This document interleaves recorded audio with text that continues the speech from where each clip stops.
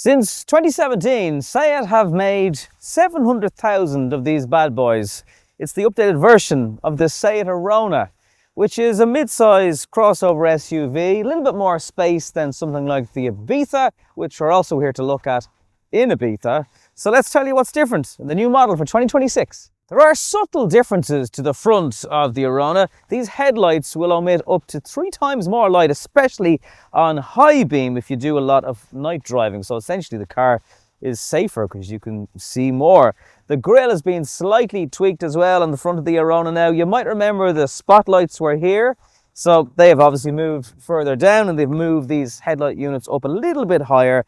Some high gloss going on with the front of the grille and lower down as well. So they are the key differences over the front of the new model. All SUVs like this need the rugged look. So there's lots of black plastic that sweeps over the arches, runs down the side of the car as well. There's a whole new set of alloys too, 16 to 18-inch alloys. The Ibiza actually starts from 15. So if you value comfort over how it looks, there's a couple of options there for you as well. There's also going to be two-tone roofs, not just black. You can have a grey colour if you wish instead. And there's going to be 3 different trims. So like the Ibiza, Arona is the entry trim, then you have Style, and then you have F4, which is the sportier looking version. Roof rails on the car as well, black mirror housing. So it looks stylish. Ground clearance is pretty decent as well. It's not an off-road vehicle, but there is a little bit more ground clearance on this style of car than compared to a traditional hatchback. The differences on the rear of the updated Arona, probably even harder to spot than the nose now. Slight changes to the rear taillights. The badging details stays the same. Rear wiper is obviously still present, and the rugged looking plastic bumper down below. Incidentally, the outgoing version of this car had about 7 different trims. It was perhaps overly complicated, so welcome that SEAT have now condensed it down to just 3 different trims for the car. The boot is your typical, this segment of car. It's 400 litres.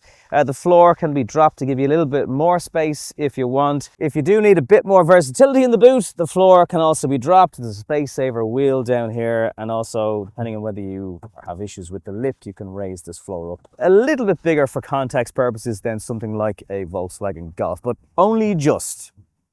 The wheelbase is actually 2mm longer in this car than the Ibiza, so it's 2566. It's small details, but it's the little things. So ever so slightly more rear leg room. You can fit the feet way down below the front driver and passenger seat. You will fit 3 people, but it's definitely going to be a more comfortable car for just 2 in the back. SEAT have updated the seat finishes, also bucket seats available in F4 trim versions of the car. They've also spoken about this new headliner, which is a slightly different colour, but when you push into it, it is quite cheap and flimsy. Now, maybe people aren't generally going to be doing this. You know, it's only weird people on YouTube who like pressing things in cars, but it was something I noticed today. Tops of the plastic, decent quality, but they are hard plastic materials. There is no centre armrest. This kind of segment of car wouldn't necessarily always be a thing. If you do need to drop the rear seats, it's pretty much a 70-30 split, and there are some handy clips in the housing of the doors here just to tie that seatbelt down, and then when you drop back the seat after getting access to it, the seatbelt doesn't get caught. It's handy, and the little things. And as I expected, 2 Isofix on the outer seats also.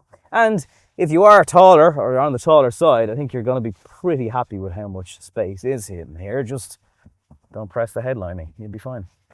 SEAT have mentioned that they have revised the interior, upgraded the quality of the materials. Some little changes here, some little changes around the centre air vents. I think they borrowed some of these cues from the Skoda Fabia. It's been on sale for quite a few years. So in this engine lineup, if you don't go for the 1.5 150 brake horsepower, you can actually get a manual version in the car. The other versions are also 3-cylinder. Now, you can't get the MPI engine with the 80 brake horsepower. You can get that in the Ibiza. But for now, it's 95 brake horsepower, 115 and 150. Now, I've deliberately chosen this 1-litre 3-cylinder engine today because I do feel a lot of Irish customers will probably go for this. Do you need 150 brake horsepower in a car of this size? Arguably you don't. You do miss the kind of mid-range pickup and punch and torque that you get from the 150 brake horsepower, but you know, you're going to save quite a chunk of change by not going for it. Equally, when you're not in the F4 version, you do miss the bucket seats and things like that, but it's still a nice interior. You're getting handbrake, the older style DSG gear shifter, which is nice because that has been replaced by a little nib for the last few years. You've got wireless charging. Will also cool your devices. The charge is now at 15 watts, a little bit faster than it has been.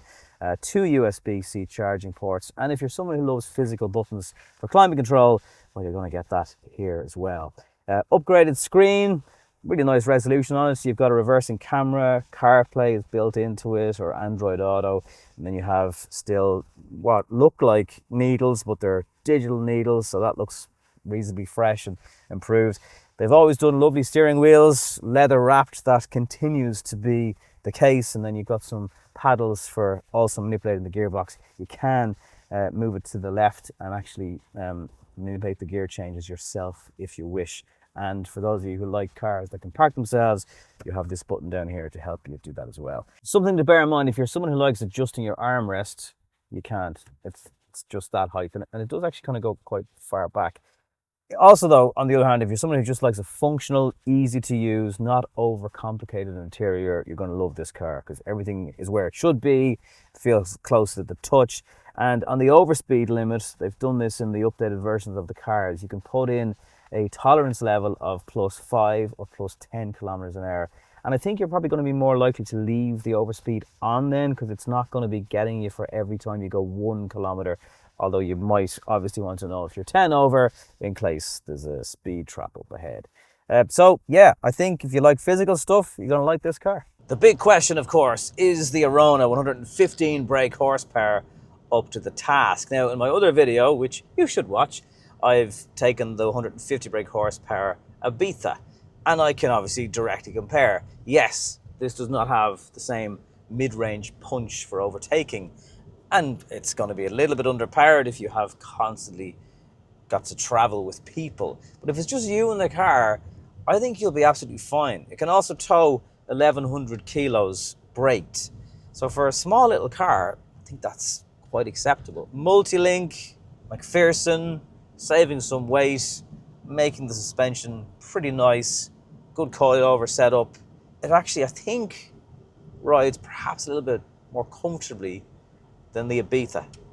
Now, you might feel a little bit more movement into sharp corners. I find it very hard to beat driving a hatchback just for how good they are in terms of handling and driving dynamics. But some people will just prefer this higher up seating position, and I understand that too. By and large, the 3-cylinder engine isn't too noisy in the cabin. Sometimes with them, a little bit underpowered, they just have a different sort of sound. Some people much prefer, by the way, but it's kind of a raspy when you accelerate hard. That obviously isn't in the 4-cylinder, 150 brake horsepower. But again, is it worth the premium of paying for that? Now I'm just tipping along at the speed limit. It's nice in corners, not going too fast, but again, there's plenty of power for just having one adult on board. Again, that turbo can take a little bit of hesitation to spool up and get you on your way. And then you're not accelerating hard again and you can't hear the engine. So yeah, it's a little bit less refined than the more expensive petrol version of the car. Your eyes will not be deceiving you when you sit into your Arona either. When you look into your mirrors, you'll see blind spot etches because the car has blind spot. I do feel that the sides of the transmission tunnel are quite hard on your knee. If you're someone who kind of man spreads in the car, I know that annoys some people, but especially when you're using the pedals, you might be encouraged to do it. Yeah, it just feels hard. If you're driving this all day, I think that would actually wear on you. Or else you'd build up a tolerance of really thick skin and you'd get used to it. One or the other. Now, I thought I'd see a big difference between the fuel consumption on the 150 brake horsepower and this. And in some cases, this has actually been thirstier. It's doing 10 litres per 100 kilometers at the moment. Now, I am doing a lot of hills and up and down mountain roads. So it'll settle down at about 8. But if you think you're going to be getting, 4 to 5s in this, it's not going to happen. There is a mild hybrid version of the Arona coming in 2027. So if that is a big thing for you, you're going to want to hold off for that car if you like it, apart from everything else. But yeah, it can be on the thirsty side for small engine. And just generally, these kind of small turbo engine cars can be thirsty. On a good road though, it's really, really comfortable. Even on these bigger, nicer alloy wheels. That's what I mean. I think it just rides a bit better than the Ibiza. Whatever I think of it, it's been a big success for SEAT. 700,000 of them sold since it first went on sale in 2017. I would have thought it was longer than that. There you go. And also, if you were someone who was hearing talk of SEAT's demise over the last year or two, and there was a couple of things said where people weren't really sure what the plan was, or CUPRA going to take over, SEAT are still fully committed to the car. It's going to be built just outside Barcelona at their plant. They've got new models coming. They've got a new Leon on the way by the end of the decade. They're very much committed to keeping the SEAT brand going. Spoken about how much, it's kind of a heritage brand for Spanish people alone, and obviously Spain is a big country by itself. The market share isn't huge compared to some of the other brands in the group from Volkswagen, has to be said. But for that loyal SEAT following, which is 100% out there, particularly in mainland Spain, they are a brand that just will keep going. In summary, the 115 brake horsepower version, it's all right. Obviously, the 150 is better, quicker, nicer to drive. But if you're trying to get something that's affordable, you'll be happy out. Order books for the new SEAT Arona are now open, with deliveries expected into January 2026. It has been a from €28,000 car. Pretty good value in today's growing price tag car market. Not to mention, of course, the fact that the F4 version will increase the price. But still, if you can get one of these for less than €30,000 in 2026, that's not a bad thing. So let me know what you think of the updated little tweaks to the front of the Arona. Do you like it? Let me know in the comments down below. Thank you very much for watching. I'll see you next time.